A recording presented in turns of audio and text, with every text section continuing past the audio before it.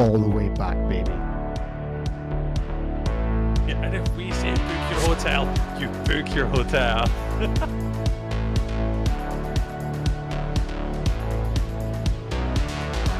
But my lord, I have soiled myself. What do you mean by live? Genuine live? Hello, radio! And now, another episode of The Way We HNC.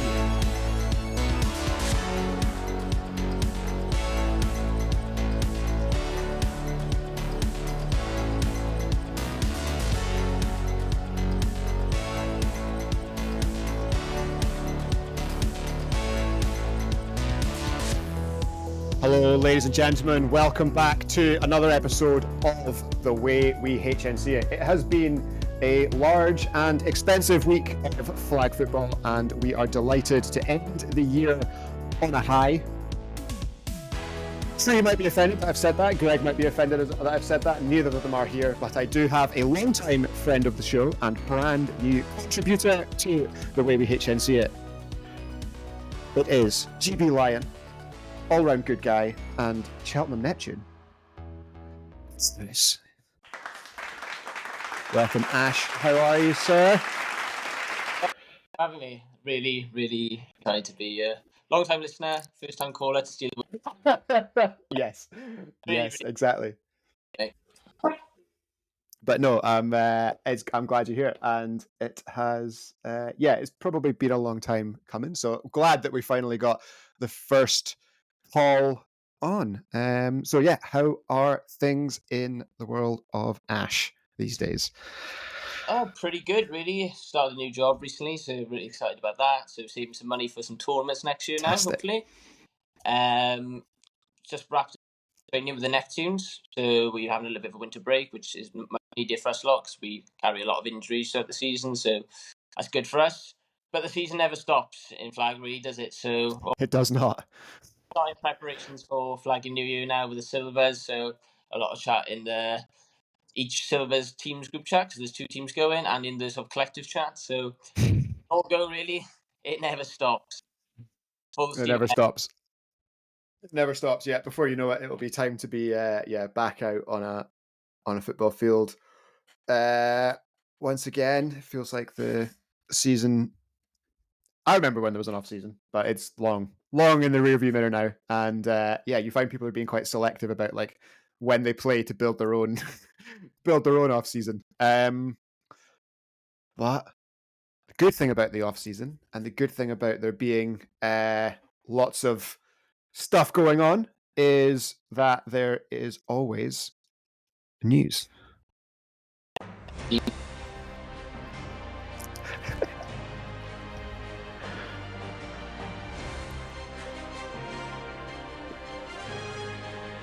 Greg with the news. Yes, there is news. And Ash, you would have been very excited to hear this earlier in the week. Baffa are minted. Yay! To a point. Yes. Earlier this week, Chad, Baffa CEO, announced that UK Sport have agreed to fund the flag football national teams program with $500,000 over a 4-year cycle from April 2025. The first time that the national teams have been funded at all, which is pretty tasty. Were you given the heads up, or did you find out at the same time as everybody else? So I found out about an hour before it was published. We had an email circulate, and Paul about jumped in the Silvers chat saying, check your emails at about 2 o'clock today, 3 o'clock today. There's going to be some news. You're going to like it. Be ready, but don't share it until it's published on all the on HSD. Do not spoil it. And I don't think anybody wanted to spoil it because it's been a long time coming. You say me coming on the show has been a long time coming. This has been even obviously. But elation, I think, is the best describe it. You know, it's perfect early Christmas present, perhaps you could say. Just fantastic news. Been really, really. And we feel like it's deserved, and I feel like now this is really the step we needed to really push on and compete now, particularly in Europe, top of Europe flag football, but maybe the world as well.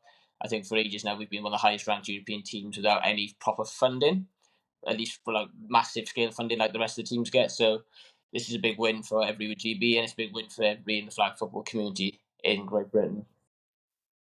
Oh, for sure. And it was a massive award from UK sport, like across all the sports. It was something like it was like over 300 million to like 50 sports or something across the largest UK sport award ever. Obviously, the kind of the new sports got their awards for the first time. But yeah, some work to do now. I remember when this happened before to one of my other niche sports. And yeah, now that it's all okay, you've been given the award, now tell us how you're going to spend it. So that'll be cool. Money starts to move apparently in April, but it's a big, there's a lot. You can do a lot. You can't do everything, but you can do a lot with 500,000 over 4 years. And yeah, especially with the year coming up, like you say, with European Championships, European Juniors, World Games. Like, this is the start of a big cycle. Yeah, it's almost like the money's desperately needed, especially for the Yeah. China. That's not exactly cheap flying to China. I can't imagine it is anyway. But yeah, it's just really exciting to see how it's going to be divvied up as well, because obviously that covers not just flag but contact as well. So that's BAFA as a whole. So it'll be interesting to see how that's divvied up. I think it's positive that all the posts have been sort of pushing flag at the front of that. So all the media, all the pictures that BAFA have been putting out is all flag stuff around that, which is great from our perspective. Hopefully, there's not a lot of animosity from the contact community, which, as we found out at finals, there can be sometimes. So. No comment. Let's hope we don't do that again, because oh my god, that was painful to read some comments on the poster. Hopefully, we've had most positives so far, and even the sort of contact guys querying it have been mainly positive. I think it hasn't been any nastiness to it, so hopefully not stuff moving forward. I think as well, like the thing about grant money, and yeah, in a former life, used to work with grant money a lot, is it's pretty much ring fenced. So UK sport will probably say, yeah, it can be spent, if the money is invested in BAFA in a way that, like, not coincidentally, but like, benefits contact, that's cool. But I would imagine it will be ring fenced for the Olympic bid, which is obviously primarily flag based, and getting into the kind of weeds of what you're allowed to do with grant funding is scary. Normally involves lawyers, and doing something outside of like what the award was for is essentially fraud. So like, I'm pretty confident that yes, while BAFA might be restructured and it will benefit American football as a whole, the award is likely to have been given the other 50 sports that have also been kind of awarded are, as far as I've been able to tell, all going to LA. Yeah, I would imagine it's pretty severely ring fenced, which is sick. What you know, a grant that big. So there's rumours a lot of last year. We had a lot of rumours. And we were wondering what fund to get, and the rumour was for ages it'd be 250k, which was the minimum I think we could get from or wherever it was going to come from at the time. So to get double that is a massive win. But you would hope that it is and that it has to go to flag, and it can't just be spent on all contact. So not that I think I think Chad's been very visible since he's taken BAFA as the CEO, so I think that's really positive, and I wouldn't worry about that anyway, even if it was ridiculous, but it will be. It will be. And yeah, it's like, I had a conversation with some of our European friends. Hello, everyone. Through the week, and I was just like, that's much, magnitudes of tens more than, other nations have got for flag football. There was a comment that, the Danish have got 33,000 euros for over the same time period. Like, and my comment back was like, yeah, the UK is one of those countries that takes Olympics like super seriously and spends a lot of money on it. Like, that's the part of that is, like Australia are the same. They'll throw money at anything that can win an Olympic medal. The USA are the same, obviously much larger, but Chinese are the same. They love a good Olympics. So Yeah. hey, if people want to spend money on Olympic sport, then I've got one right here. I've got one right here that'll take everything you can give. I'm really not going to moan about it. I mean, I think we would have taken 33 just a couple of years ago. We'd have been pretty chuffed with that. Yeah, it would have been £33,000 than we'd ever had before. But yeah, Yeah, that's really, really good, and it's going to do massive amounts for the game moving forward. And hopefully, we see a little bit of a trickle down into the grassroots of that as well. So hopefully, it will affect not just the national team, but also maybe the men's team as well through more than one ways. Not necessarily just funding, but also just the exposure of the sport as well, and what the funding can do. So I'm hoping it really does benefit everybody, because that's what the game is. Bigger grassroots following, and I'm sure it will with the Olympics. I mean, it's going to happen already. I mean, the amount at the clubs I've played for over the last 2 years, Swansea and Cheltenham, we've seen massive growth because of the Olympic announcement, and with money coming in now as well, you'd expect that to continue. yeah, for sure. And I think as well, it's like the classic, like a rising tide raises all boats, where it's you already see things, and you've alluded to it in your article that we'll get to later on. Like stuff that happens at World Championships eventually finds its way into the leagues, be it concept, be it kind of play design, be it shrooms, for example. Like there's like a product example, so yeah, even if it's not like direct, like I don't think anyone's expecting any kind of true professionalism in the short term, but like you say, more exposure, even if it's coaches that are being compensated for their time to actually spend time rather than trying to stay up till 3 a.m. working it out. Whatever it is, even just better organization and management of the sport as a whole will only draw more people in. So it's a very cool announcement, and yeah, like 500,000 over 4 years is like simultaneously like a lot of money and not a lot of money, but it's exactly 500,000 more than we had last Wednesday. So we'll take it. Yeah, absolutely. It's gonna. I really do get compensated for. I don't think many people in the country understand just how much work goes in from the coach's perspective. It is an unreal amount of work. It is like having a full-time job to a certain extent. So it'd be nice for them to get compensated. Like you see, there's a couple of ads going around for like German national team head coach that was going around recently. My girlfriend's father, she's German. He sent me a link to the German national team head coach saying you should apply, and I was like, I can't speak German yet, so maybe not. Look what's happened. So yeah, it's happened in other countries. It's going to happen here now. So just positive steps. Nothing really to be negative about, which is nice. Always good to be overly positive. Always, especially this time of year. How spenny things can be get a little bit of a grant is always good.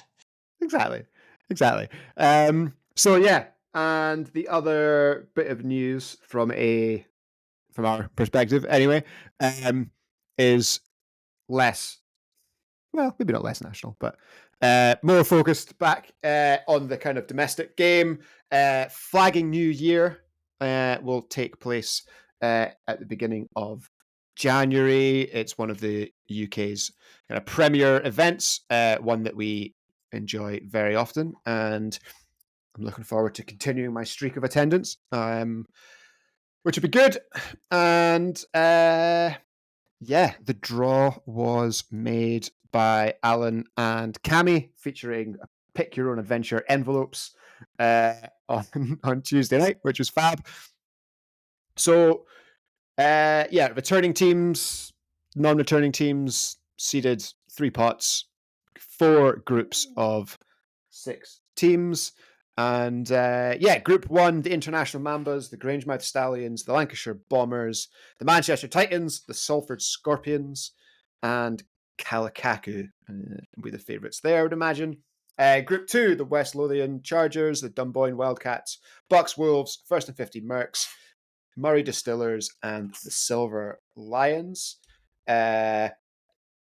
Group 3, the Shamrock Shakes, the Dutch Mambas, the Edinburgh Outlaws, the Newcastle Blackhawks, Northants Titans, and our national champion Glasgow Hornets. Group 4, Victoria Park Panthers, Silver Lions 2. Are we calling them the Barbarians? Are they the Barbarians? Well, it may be a good time Maybe. to let everybody know that basically the Silver Lions and Silver Lions 2 is just going to be an equal split of the Silvers program. At least in my opinion, I think either team they're the better team, but it is going to be a fairly equal split. It's Okay. Each team's going to have people who've played a lot this year and people who know this tournament for GB as well. So it's from a perspective, we're happy that everyone's going to get playing time and reward those who've been able to camp and maybe not necessarily getting picked for the squads abroad, but are going to get rewarded for game time. So a fairly equal split from us. Nice one. Cool. And then rounding out for Group 4, Group D, whatever, Flag and Ball Z, Aberdeen Flag Football, the Air Assault, and the Grangemouth Broncos. So some pretty interesting matchups. Which group got your attention early on? My gut feeling was when the draw came out, because up until tonight, I didn't know which team was 1 and Silvers 2.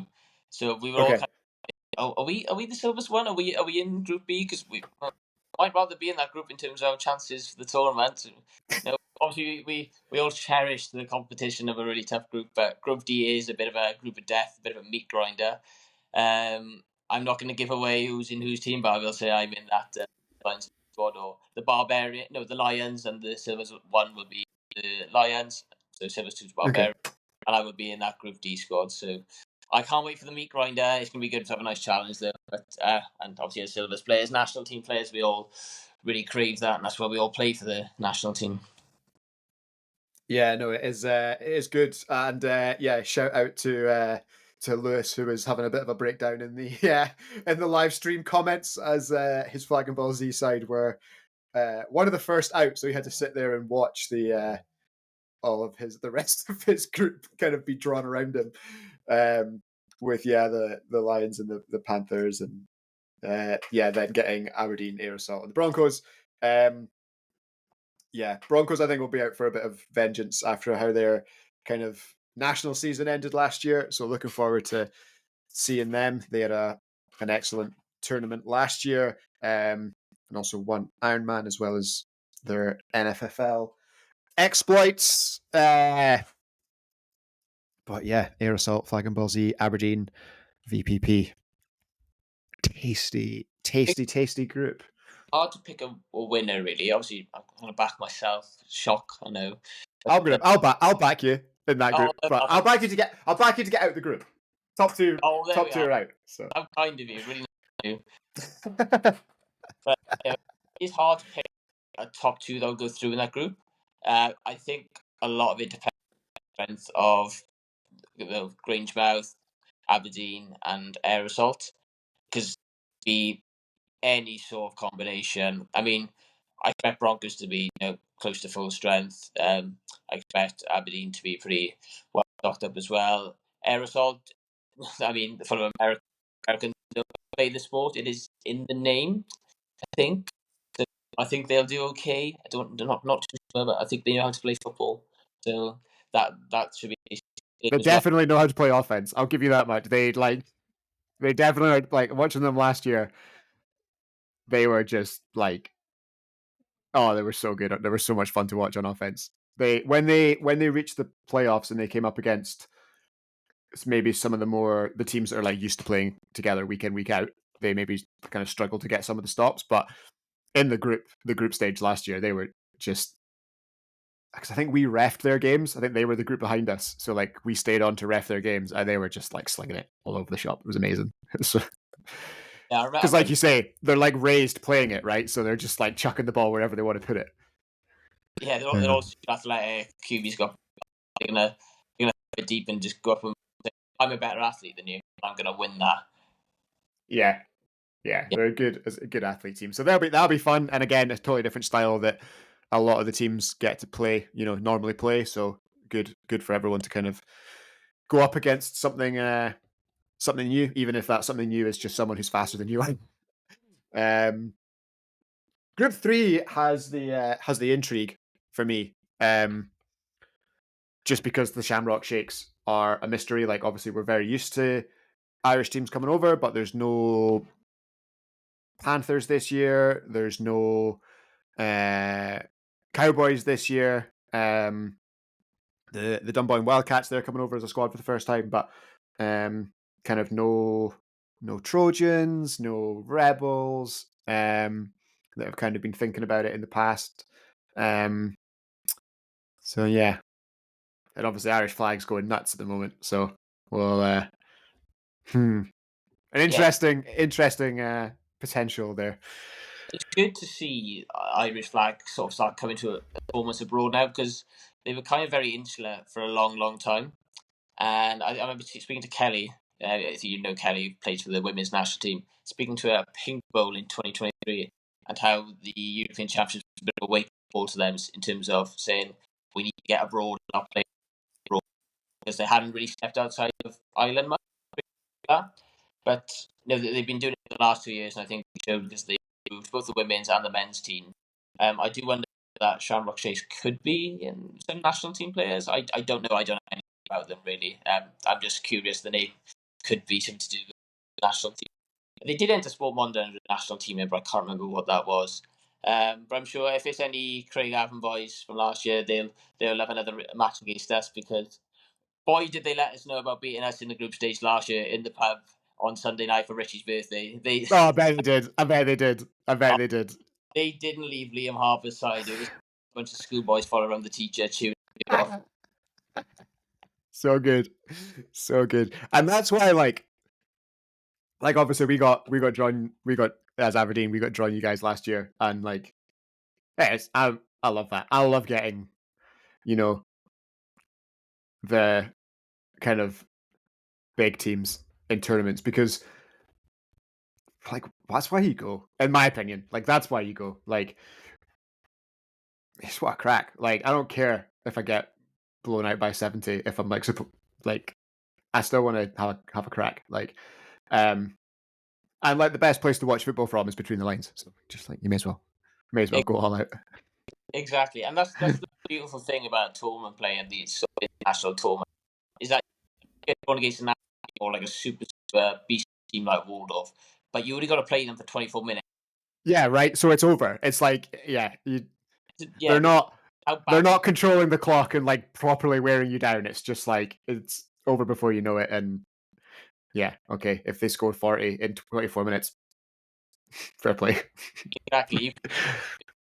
In exactly 24 minutes time, or 25 with a minute break for half time, we'll be done, and we won't have to think about it or relive it ever again, because it will be done. Yeah, exactly. And it's like, yeah, like if I try to think of like, have we been drawn? I don't think we ever really got drawn. I'm probably going to really offend someone now. Whenever I've been to King Bowl or whatever, like, yeah, you get some. And you also obviously come up against teams that you've got no idea, which is also like just as fun. But yeah, it's good when you. I mean, there's obviously like, yeah, with the way that King Bowl's been the last few years, you go and you get drawn against some flamingos or whatever. You're just like, here we go. But you kind of want it though, like, so I'm cool with it. Yeah, Group 2. Lions, Murray, First and 15, Bucks, Wolves, Dunboyne, Wildcats, and the West Lothian Chargers, recently promoted Chargers, so getting their pre-season underway with a return to Flag and New Year. Yeah, Bucks, Wolves had another good season. Dunboyne Wildcats had a good season over in the AFI. Mercs are the Mercs. Murray had a kind of a rough season in the Prem, but they're certainly a better team now than they were on day one. So it's good for them to start their season as well. And then obviously, Silver Lions should win this group. I don't want to jinx this, so I'm keeping my mouth shut personally. Yeah, because you're not in the team. Like I said, I'll do it. I'll do it. Silver Lions should win this group, or else it'll be very disappointing. like I said to you at the start of the show, though, long time listener, I'm calling. I remember listening to the show when there was a Charger watch, and you were just trying to see if Chargers could win a game, and now And now in the Prem, right? How good is that? How good is that? it's a bit like Swansea. Then, really. Before I joined Swansea, they beat 90-0. I'm not the catalyst for turning them around. But they're like one game before. I'm not taking credit for that. Now they're a Prem team, and I got to play them next year, and they did it without me. So I'm so glad. Yeah, actually, if they did, finally, and yeah, in group one, the International Mambas, Grangemouth Stallions, the Lancashire Bombers, the Manchester Titans, the Salford Scorpions, and Kalakaku. Titans Kalakaku is if well, it depends on the Manchester squad, I guess, given that there's two Lion squads, but that on paper, if you just built the Titan squad and we're just like, if they just had all their dudes, oh, it's such a good game. Such a good game. If it does playing for them, that'd be something else. I know Jimmy's going to be playing for us, James Wilson, so he'll be on the silver, so I think we'll be without him. But it does depend what Kalakaku squad turns up as well, because the squad they brought last year was, at that point, the best Kalakaku squad the Silvers had seen, and we all said it. They entered Flag of Palooza, and we were like, oh, because we got drawn against as the Neptunes, and we were like, oh boy, that's not going to be a fun game. And it was a very, very different squad that turned up from Flag in New Year. And yeah, well, that's the thing, isn't it? Like, you never know with like kind of it's a Merc squad, but you know they like to party. So, and that might have been their downfall when they played us at Flag of Palooza. They may have been face down in the mud or in the grass about 10 before kick-off, and they dragged themselves onto the field. I think we still beat them by like right at the last play of the game, but hanging, they were absolutely full voice. Fair play to them for going though, because they were. You could smell them before you could see them. Those boys. Love that wafting between the tents. Yeah, so that's Flagging New Year coming up in a not very long now, in a month's time. We will do a full preview show in advance of that, so make sure you check back to that. But yeah, that is the news of the week. So yeah, on to one of the many reasons why you're here. Flag football, defenses, X's and O's, schemes. We have on our blog at the moment an article that you wrote, a change in the philosophy of flag football defense. What was the kind of catalyst behind feeling like you wanted to put pen to paper, as it were? Well, sort of in the contact community, particularly around like NFL media, there's been a lot of sort of X's and O's deep dive, particularly the last 5-7 years. And it's content that I personally really enjoy. And I know there's other people who really, really enjoy that content as well. And it's obviously trending NFL, offensive styles, defensive styles. It's really interesting to track sort of what the catalyst for those changes are. And I know, particularly being in GB or flag setup and being a digital scout as well, you meet loads of people who are like-minded like that and really, really enjoy the sort of progression of the sport. So I thought there's no one that really talks about it that much. And to be honest, there's not a lot of people who really do a lot of flag media apart from yourself, really. And I kind of just got the idea of I want to do something to try and maybe create some discussion in different group chats and different pages, just get people talking so we can build a bit more of a community and get more people talking about it. It's like what you say, don't boo vote. In this case, don't boo. Write yourself. Yeah, write a damn article. Yeah, and it's.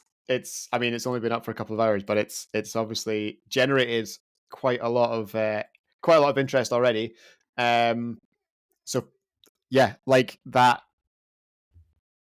Yeah, that is not always been there. I think, like you say, that gap is definitely definitely there, and I'm very glad that you stepped in to fill it with your article, because it's not something that I personally would have been able to do. So, a good lesson for everyone. We're always on the way. We're always looking out for people that would like to contribute and write articles. Ash reached out, and now, ta-da, content for the flag community. So 3-1. Why start there? So it was sort of the first trend I've picked up on over the last 12 to 18 months. I think everybody in this country, particularly since I started playing flag in 2019, everyone kind of played just a 2-2 defense or a variation of it. So strong inverts, weak inverts, full inverts. There was only one team that really played anything different when I first started playing, which was first prop season was 2019. And that was the Western Suitors, who lined up in a sort of 3-1 shell. So for those who don't know, that would be, defender shallow deep, basically a single high safety, follow contact or one deep of the field.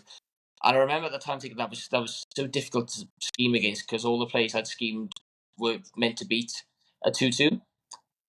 And over the last couple of years, you've definitely seen more and more teams sort of shift and throw in 3-1s into their defences. I remember we at Swansea did it for finals in 2022, and we caught a lot of very good offences off guard because they just weren't ready for it. They hadn't seen it before much in Baka. So it bought us a couple of drives a game that we could just get ahead and win games purely because we'd stop them 2 or 3 drives because they had to adjust to it. And I think you're starting to see that a lot more in the international game as well, purely because teams have just got so good at dissecting 2-2 defenses, at picking a man on defense, finding the fifth man on defense, the guy they're trying to hide, and then just flooding his zone and just throw it to where he's not.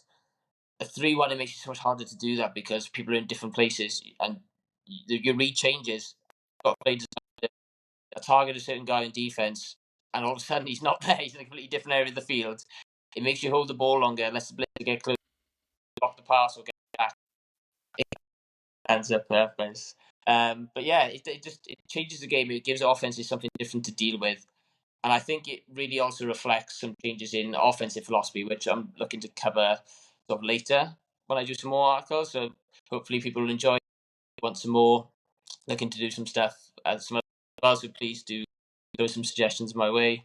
But it sort of reflects as well changes in offensive philosophy with all more teams having double, triple QB, having that middle zone able to pick up, second QBs.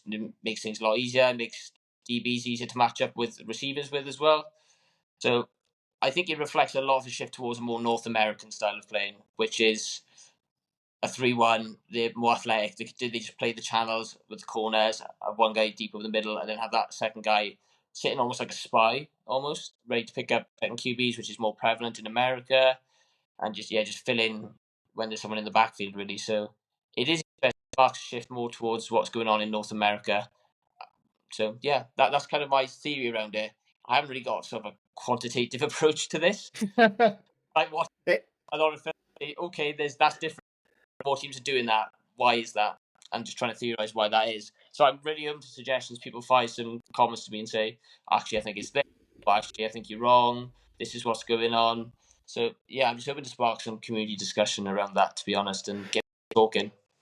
It is pretty interesting, and especially around like what could come next, both in like the international game and also like domestically as it filters through, because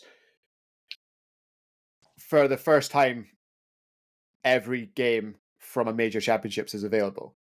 Like every single game was on a live stream field, other than like 2 when the camera went down. So there's like a couple of hundred games available across both men's and women's tournaments where you can sit and look play by play, timestamp, what are this team doing here against that, what worked well,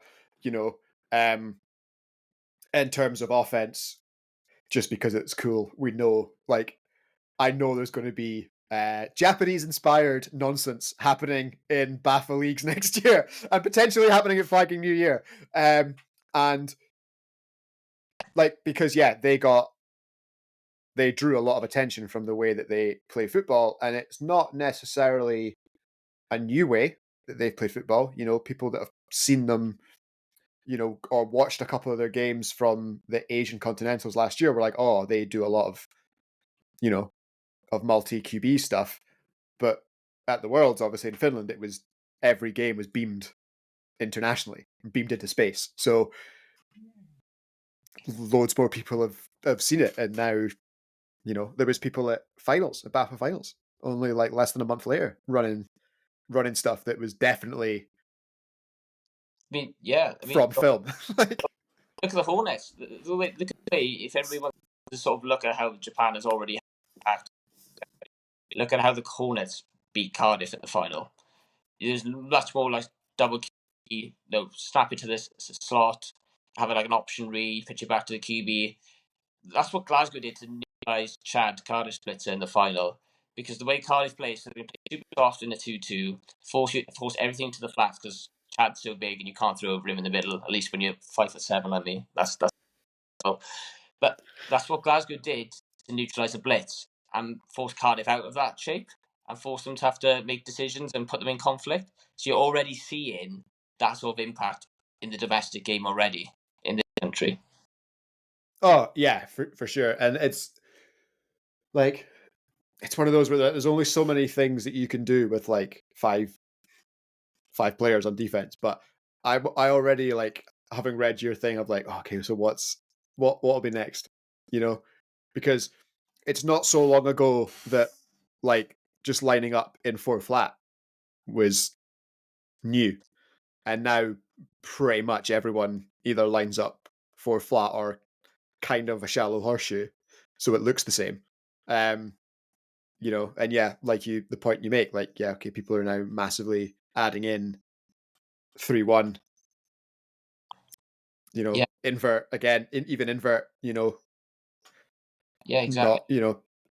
not hugely run pre-pandemic. Now almost every team runs it. Like, so the next wave of innovation is probably not far off.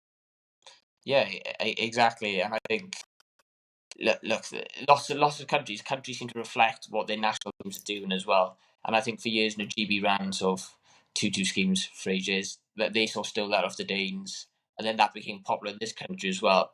If you look on the continent, sort of flat defense, man pickup defense is a lot more popular than it is in this country. So it's really interesting to see the regional sort of variations from country to country and how it's sort of impacted, particularly now coverage of even things like Big Bowl, King Bowl, because coverage of that has improved, how much that will influence different countries as well, and how we're getting a melting pot of different philosophies coming together, and just from people talking at tournaments as well. I've had someone reach out from the Netherlands recently asking for me for some tips with schemes and stuff. I've shared some stuff, they've given me some stuff. It's been really, really interesting. And you don't get that networking without sort of going to these tournaments or through covering other sport as well. So yeah, that's really interesting to see and really good to see as well, in my opinion.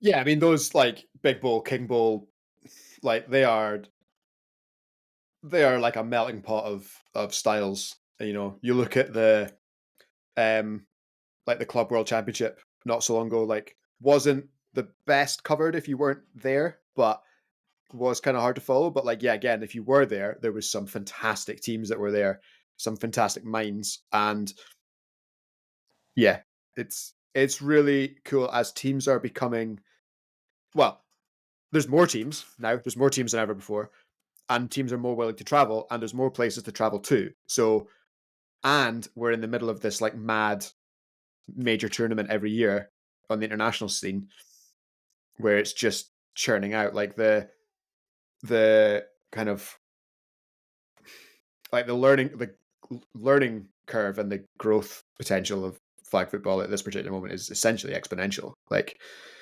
Yeah, absolutely. especially once you start seeing people come in from other sports, Yeah, exactly. Talk about 3-1 defense. It's easier to play when you have more athletic players able to play channels up the sideline and cover people downfield as well. So I think that's another reason you'll see it more often as well. And I think, look, year on year there's going to be developments. I mean, look what happened to Germany, European champions 2023. They didn't have a great Worlds by their standards. And as I said in the article, a lot of teams gave that offense a bit more trouble by playing a 3-1. by giving them something different to deal with. But they're the German national team. They've got Benji, they've got Fabi. They're going to adapt and they're going to come back with something new. And I'll be damned if they have a tournament like the World Champs again. They're going to come back and compete for the Euros now in Paris, ready, fully loaded, and with different approaches. So that's going to be exciting to see. It's a cat and mouse game. People are going to adapt. People are going to change, and you're going to get new schemes and drive on growth in the sport year on year now. I mean, it wasn't long ago when I started playing the game, which makes me sick to talk about. It makes me sick when I I can hand the ball off at the true running back. I'm sure there's some people at the after as well and give me some stuff for that. But actually, I mean, the game changed a lot even since I started, and I think there's many reasons for that, which I hope to cover in future articles. Really. Yeah, exactly. Like the way things have changed, like I've spoken about before. My first competitive flag football was Flag in New Year 2, and it's unrecognizable. Like from then to now, and like the standard of the tournament. Although to be fair, I think that year the final was, I'm going to get this wrong now. I think Waldorf won that one, but there was a year. It was either 2 or 3 where it was the Sollerod Gold Diggers versus the Waldorf Wanderers in like one of the greatest finals I've ever. One of the best, 2 of the best teams on the continent were just like throwing a ball around at Torrey Glen, and it was amazing. And Torrey Glen has like a proper stand. I don't know if you've ever been, but it has like a proper stand. So you're like raised up above the pitch in the stand rather than like the bleachers at the end. It was so good.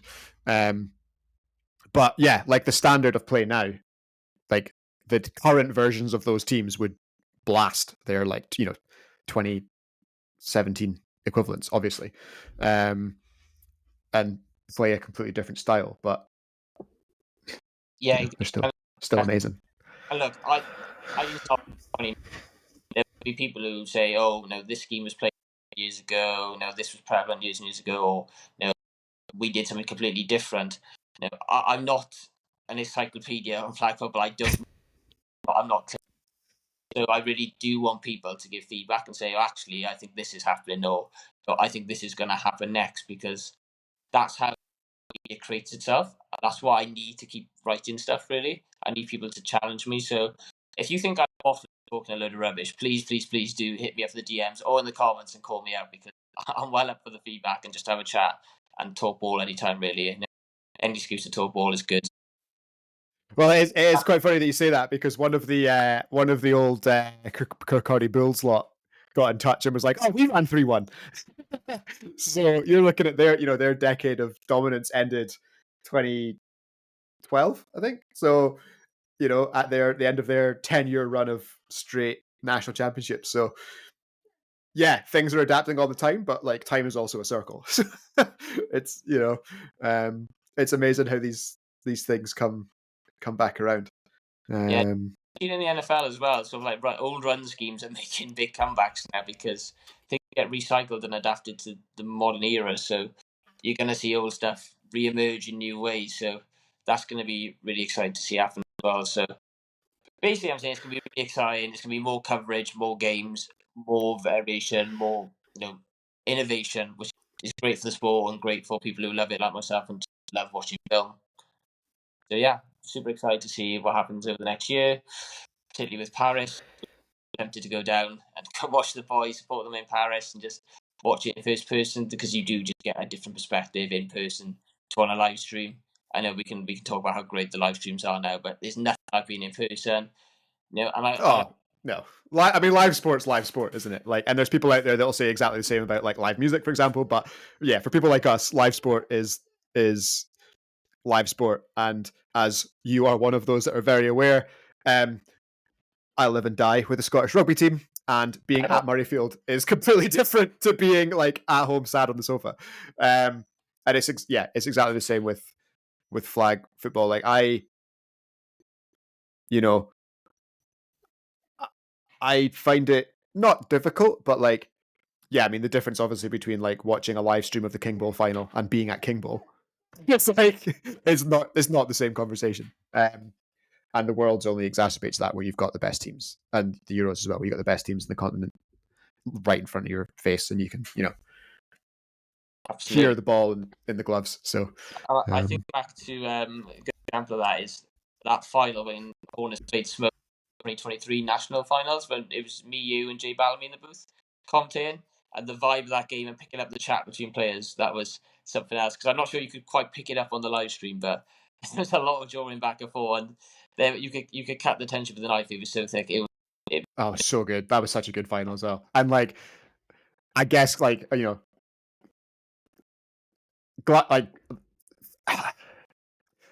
until this year, that was potentially like Glasgow shot, and then London came back and won it, and then obviously like Glasgow got it this year as well deserved champions. But yeah, by God, what a final that was! What a final that was! And like the booth in there is pretty good. It's pretty good to be in the booth. So yeah, I think we did an okay job commentating anyway. I think a bit better than some. Yeah, I'm gonna say a bit better than this, maybe. I don't know. Better than some. And we'll yeah. And we didn't leave our mics on, but no, let's not bring up old wounds. The point's been made. But yeah, so if you have not yet read the blog, you can find it on our Facebook page, on our Instagram, and obviously just go find the blog yourself. And yeah, by the feedback so far, I'm already going to sign you up for the next one, which will be fantastic. So I got my job. Great. I'm happy. I've not been sacked yet. No, not yet. You can come back. And